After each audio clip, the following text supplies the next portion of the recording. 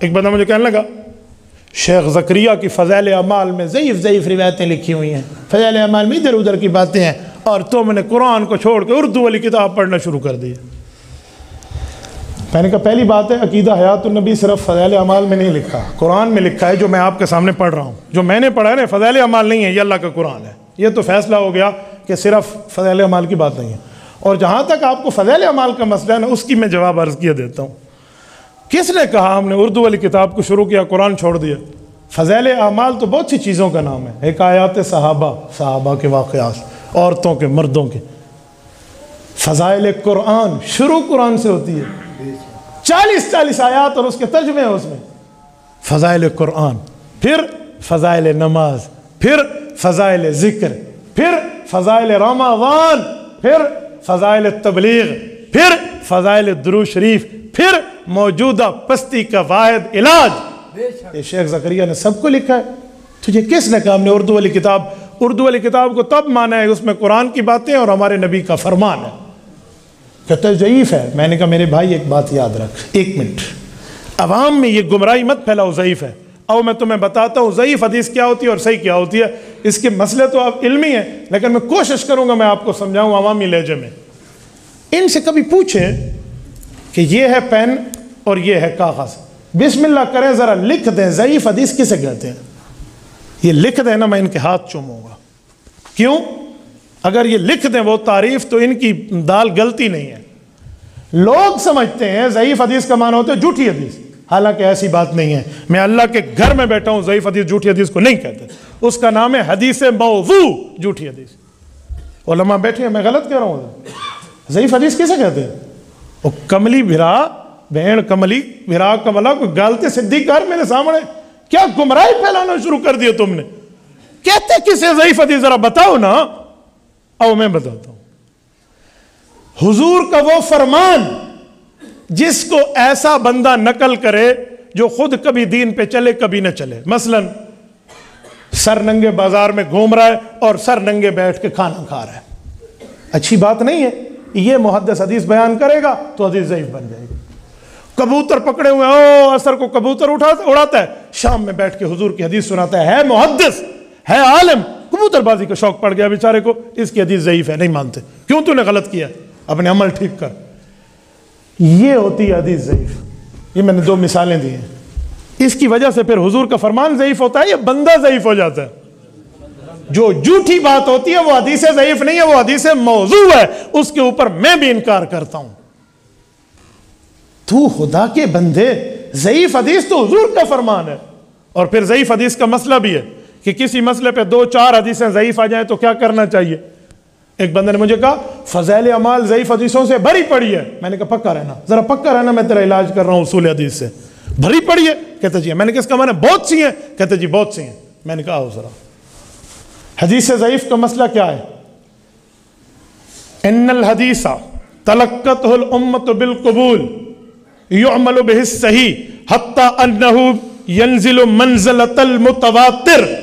امام ابن الحمام کی اٹھائیے فتح القدیر، وہ فرماتے ہیں ضعیف حدیث کا اصول یہ ہے کہ جب کئی ضعیف حدیثیں ایک مسئلے پہ آ جائیں اس کو ماننا ضروری ہو جاتا ہے، متواتر کے درجے پہنچ جاتے ہیں۔ اور تو ہمیں کہہ رہا ہے ضعیف ہے، اور تو کہہ رہے جی خدا کے بندے۔ او میں ایک حدیث شریف اور سناتا ہوں۔ قال ابن عبد البر في الاستذكار لما حكى عن الترمذي ان البخاري صح حديث البحر هو الطهور ماؤه واهل الحديث لا يصححون مثل اسناده ولكن الحديث عندي صحيح لان العلماء تلقوه بالقبول۔ استذکار یہ شرح ہے موطا امام مالک کی، اس کو لکھا ہے امام قاضی ابن عبد البر مالکی رحمہ اللہ، المتوفى 463 ہجری، آج سے 1000 سال پہلے کا محدث ہے۔ وہ لکھتا ہے کہ ہمارے مذہب اسلام میں ضعیف حدیث کا مطلب یہ ہے اگر اسے علماء قبول کر لیں وہ تو صحیح ہو جاتی ہے۔ یار تم نے کبھی اصول حدیث پڑھے ہوتے، اصول حدیث سمجھے ہوتے تو کبھی نہ کہتا فضائل اعمال ضعیف حدیثوں سے بھری پڑی ہے۔ شیخ زکریا عالم تھے، فاضل تھے، محقق تھے، جید تھے، فقیہ تھے، محدث تھے، مفسر تھے، تبلیغ میں اعلیٰ درجے پہ تھے، مبلغ تھے۔ وہ سمجھتے تھے ضعیف حدیثیں اکٹھی کر لیں 2 4 5 وہ صحیح کا درجہ ہو جاتا ہے، اسی لیے اس نے صحیح کتاب لکھی ہے۔ اور تجھے اصول نہیں پتا تھا، تجھے اصول نہیں پتا تھا، تو بیچارہ پریشان ہو گیا۔ میں ایک مثال دیتا ہوں، توجہ رکھنا، سمجھانے کے لیے دے رہا ہوں، ورنہ حدیث پاک سے کیا نسبت عام چیز کی۔ آپ کی گاڑی جا رہی ہے، روڈ پہ گاڑی پنچر ہو گئی ہے، آپ کیا کرو گے؟ وہیں چھوڑ دو گے یا ٹائر کو نکال کے اسٹیپنی لگاؤ گے؟ اسٹیپنی لگائیں گے؟ اسٹیپنی تو چھوٹا ٹائر ہوتا ہے، کیوں لگائیں گے؟ 3 تو ٹھیک ہے نا، کسی نہ کسی طریقے سے چل جائے گی نا۔ ان 3 نے اسے قبول کر لیا، گاڑی چل پڑی ہے۔ یار جہاں پر صحیح حدیثوں کی تائید میں ضعیف حدیث آ جائے، تجھے کیا لگا ہوا ہے وہاں پر؟ اے خدا کے بندے، تھوڑی سی اصول حدیث سمجھ لو، کچھ اصول حدیث پڑھ لو۔ بڑے بول سے رب بچائے، میں تخصص فی الحدیث میں اپنے شاگرد علماء کرام کو اصول حدیث پڑھاتا ہوں، اس پر ہفتے گزر جاتے ہیں۔ ہم اصول حدیث، ہماری فائل مرتب ہے جو اصول حدیث ہے۔ اصول حدیث کیسے کسے ہیں، اور صحیح حدیث کا مطلب کیا ہے، ضعیف کا مطلب کیا ہے، منکر کا مطلب کیا ہے، موضوع کا مطلب کیا ہے، مصحف کا کیا مطلب ہے، مدرج کا کیا مطلب ہے، اور حدیث پاک کا مرسل کسے کہتے ہیں، حدیث مشہور کیا ہے، حدیث غریب کیا ہے، حدیث عزیز کیا ہے، حدیث پوری ترتیب ہے، مسلسل بالسند، مسلسل میں منبر، کئی قسمیں حدیث کی، ان میں ایک قسم ضعیف بھی ہے، 16 اقسام ہیں۔ تو کون سی نہیں ماننی؟ وہ حدیث ہے جسے موضوع کہتے ہیں، جھوٹی حدیث ہے، اس کو ہم بھی نہیں مانتے۔